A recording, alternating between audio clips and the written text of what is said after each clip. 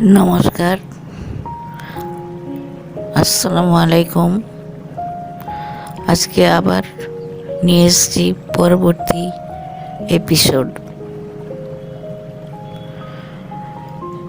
মনীষা ধীরে ধীরে মৃত্যুর দিকে চলে যেতে থাকলো। এখানে ওখানে চিকিৎসা করে তার বাবা যখন কিছু করতে পারল না, তখন অনেকের মুখে শুনে হসপিটালে নিয়ে গিয়ে দেখিয়ে আউটডোরে সেখানে অ্যাডমিশন করালো।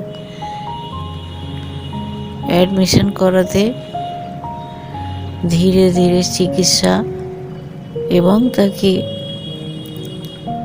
অ্যাওয়ারনেস করতে থাকলেন ডাক্তারবাবুরা। এবং হসপিটালে মনীষা দেখল যে তার মতো অনেক রোগী ভর্তি রয়েছে।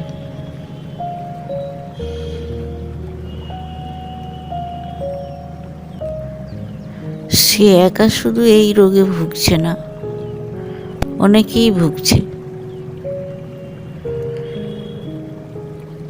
সেখানকার অর্থাৎ হসপিটালের পরিবেশ খুব ভালো ছিল। এত পরিষ্কার পরিচ্ছন্ন যে ভাত পড়ে গেলে কুড়িয়ে খাওয়া যাবে, অর্থাৎ সরকারি হসপিটাল। এখানে হসপিটালের নামটা বলা বাঞ্ছনীয়, স্কুল অফ ট্রপিক্যাল মেডিসিন। এই স্কুল অফ ট্রপিক্যাল মেডিসিনে তখন ডায়াবেটিক পেশেন্টদের এত ভালো ডায়েট দেওয়া হতো যে তারা চিকিৎসা এবং ডায়েটের দ্বারা ধীরে ধীরে সুস্থ দিকে এগোতো। এবং ডাক্তারবাবুরাও এত ভালো ছিলেন যে তাদের মুখের কথায় মনে হতো অসুখ ভালো হয়ে যাবে। মনীষা মনে মনে ভাবতে থাকলো যে হয়তো আমি সুস্থ হয়ে যাব। কিন্তু একদিনে একরকম সুগার, সকালে একরকম তো বিকেলে একরকম। তারপরে কন্ট্রোল করতে গেলে যেভাবে কন্ট্রোল করাচ্ছেন ডাক্তারবাবু, সেখানে কোনো সময় সুগার ফল করে যাচ্ছে, আবার কোনো সময় বেশি হয়ে যাচ্ছে। কোনোভাবেই তাকে এক লেভেলে থাকছে না। এই না থাকার জন্য শুধু মনীষার নয়, যতগুলো পেশেন্ট ছিল জুভেনাল ডায়াবেটিক, যাকে ডাক্তারি ভাষায় টাইপ 1 ডায়াবেটিস বলে, সেই টাইপ 1 ডায়াবেটিস যতগুলো রুগী সেখানে ভর্তি ছিল, সবার অবস্থাই এক। কোনো মতে একটু কিছু খাওয়ার গণ্ডগোল হোক বা না হোক, সুগার এক লেভেলে কিছুতেই থাকছে না, যার জন্য প্রচণ্ড কষ্ট পেত এবং চোখের জল ফেলত। সেই চোখের জল ফেলায় একদিন মনে হলো বাঁচার স্বপ্ন নিয়ে একটি এনজিও থেকে এক ভদ্রলোক, যিনি ওই অসুখেই আক্রান্ত, তিনি হসপিটাল ঘুরে ঘুরে এইসব পেশেন্টদের দেখতে যেতেন।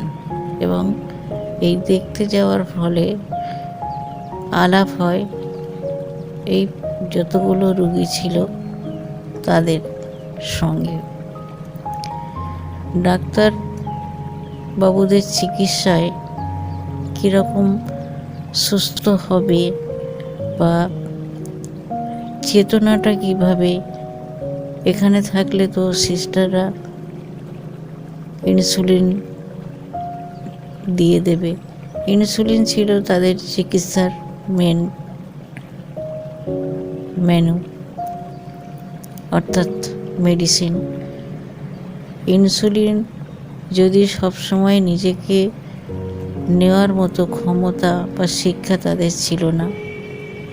সিস্টাররা অনেক সময় শিখিয়ে দিত, কিন্তু তারা শিখতে পারত না, যার জন্য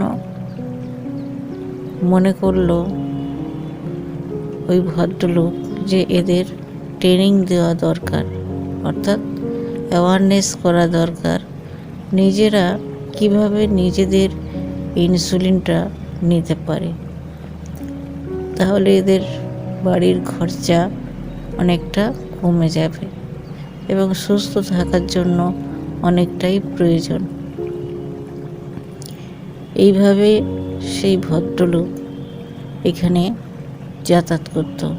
শুধু এই হসপিটাল নয়, অনেকগুলো হসপিটালে তিনি নিজে জুভেনাল ডায়াবেটিক হয়েও বিভিন্ন হসপিটালের আউটডোরগুলো ইনডোরগুলোয় তিনি ঘোরাঘুরি করতেন মানুষের উপকারের জন্য।